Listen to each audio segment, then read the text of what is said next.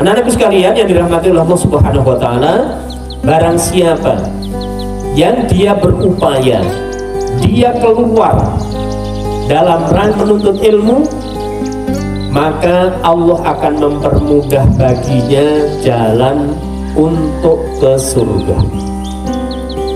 Subhanallah. Kehidupan siapa yang lebih indah dari kehidupan ini? Tentu inilah yaitu kehidupan seorang muslim, kehidupan kalian yang harus diinternalisasi, yang harus difahami, dihayati. Sesungguhnya kalian sudah berada di posisi yang sangat tepat, karena hakikat hidup ini adalah kita sedang menuju akhirat, ya, sedang menuju akhirat. Nah, akhirat itu apa? Akhirat itu adalah ridho Allah. Akhirat itu apa? Akhirat itu adalah surga Allah, jannatullah, ya. Sehingga tidak perlu lagi yaitu kalian untuk pusing memikirkan, waduh, jam-jam segini, saat-saat seperti ini, kemarin ketika saya di rumah itu saya bebas, hari Minggu, hari Ahad, iya sama saja hari Minggu, hari Ahad ini, ya. Tapi alangkah luar biasanya kalian duduk di majelis ini, di majelis ilmu, tapi di waktu yang dulu mungkin yaitu tidak ada manfaat untuk mencari ridho Allah. Jadi anak-anakku sekalian, kita renungkan sekali lagi, man kana fi talabil ilmi kanatil jannatu fi talabihi. Barang siapa yang dia itu semua potensinya dikerahkan untuk menuntut ilmu, maka sesungguhnya ia dalam atau sedang mencari jannah, sedang mencari surga Allah. Wa man kana fi talabil ma'siyati, dan barang siapa yang pikirannya, potensinya itu justru dia belanjakan untuk mencari kemaksiatan, untuk melakukan kemaksiatan, kanatin naru fi talabi, sesungguhnya dia itu sedang mencari neraka.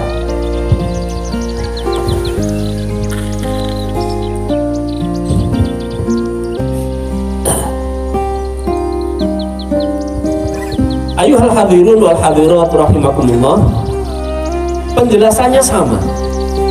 Apakah ada orang yang potensinya itu dikerahkan untuk mencari, untuk melakukan maksiat? Ada. Karena kehidupan itu adalah akumulasi dari kehendak. Kehendak itu berawal dari sebuah lintasan yang ada dalam hati. Siapa yang biasa memperturutkan lintasan hatinya dalam aktivitas, maka sesungguhnya dari situlah nanti akan terbiasa inspirasi itu muncul. Kita tidak bisa itu kadang-kadang di luar naluri kita sebagai orang-orang yang baik, ketika yaitu berpikir bagaimana para penjahat itu memiliki yaitu pikiran mengirim undangan pernikahan di grup WhatsApp, tapi itu adalah terancang yaitu untuk mencuri uang. Ini kan bukan sesuatu karena di jalan dia disapa setan kemudian yaitu dia melakukan kejahatan. Tidak. Itu adalah kejahatan yang terencana, hasil sebuah perenungan, ya. Dalam bulan ini setidaknya yaitu saya dihampiri yaitu 2 modus seperti itu 2 kali, ya. Yang pertama atas nama teman alumni, teman baik,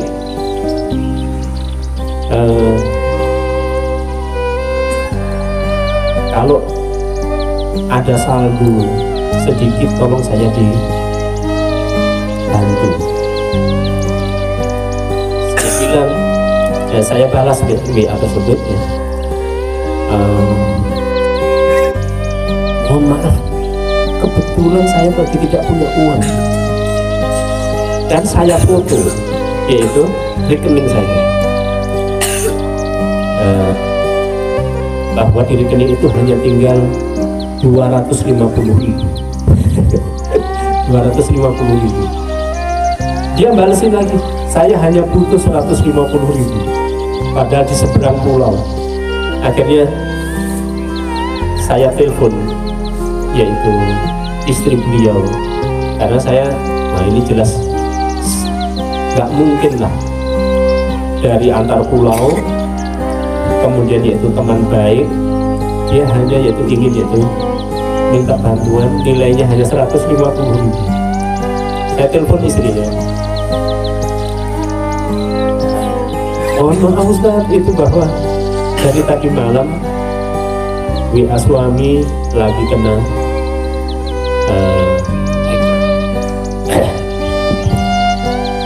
yang kedua,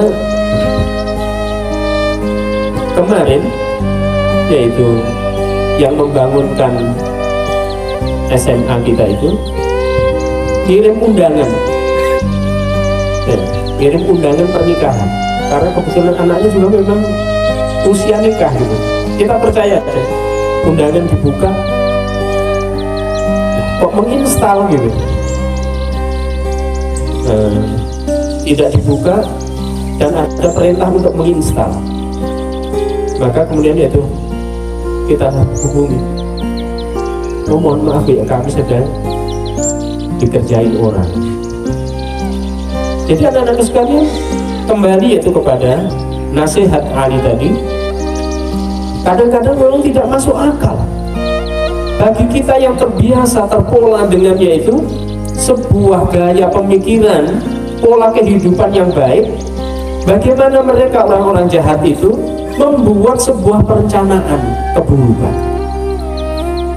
Saya dulu sulit untuk menerima kenyataan sejarah di mana satu sisi Abu Jahal itu malam-malam menguntit rumah Rasulullah di malam hari,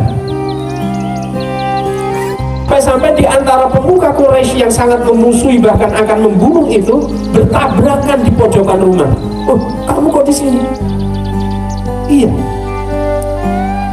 karena aku rindu bacaan Muhammad. Wah, kalau begini caranya, maka tidak mustahil yang begini nih bukan hanya kita berdua. Kalau begitu kita boikot penduduk Makkah semuanya, tidak boleh yaitu mengunjungi Bani Hashim dan Bani Muthalib. Itu awal kemunculan yaitu boikot terhadap Bani Hashim dan Bani Muthalib. Lalu bagaimana Abu Jahal yang tahu itu baik, dia sampai merindukan seperti itu, tapi dia memusuhi? Iya, karena dia tidak bisa menyelamatkan dirinya dari kebiasaan buruk yang telah menjadi mengakar dalam hati. Karenanya hadari, hati-hati dengan lintasan buruk, jangan sampai dikasih ruang dalam hidup kita. Ya. Karena setan akan terus ngipasi itu. Ya. Anak-anak sekalian yang dirahmati oleh Allah Subhanahu wa taala, man kana fi talabil ilmi kanatil jannatu fi talabi, wa man kana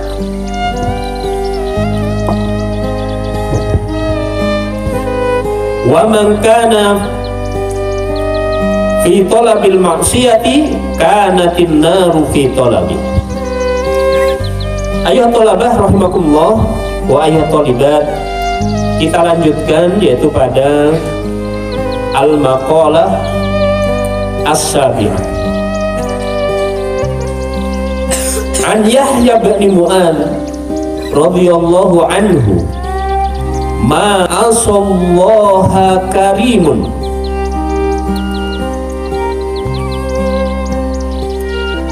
wala atharad dunya 'alal akhirati hakimun.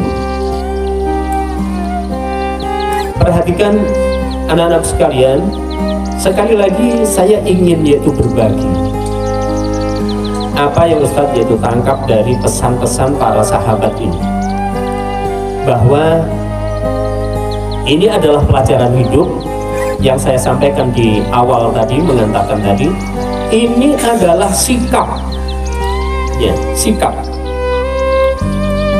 Ini tidak datang begitu saja dalam kehidupan kita, tapi ini adalah sebuah proses akumulasi dari sebuah pelajaran yang banyak, yang kemudian dia ambil intisarinya itu dalam kehidupan dia, yang disampaikan oleh sahabat Rasulullah SAW, Yahya bin Mu'ad radhiyallahu an, ma'asallaha karimun. Al-Karim itu bisa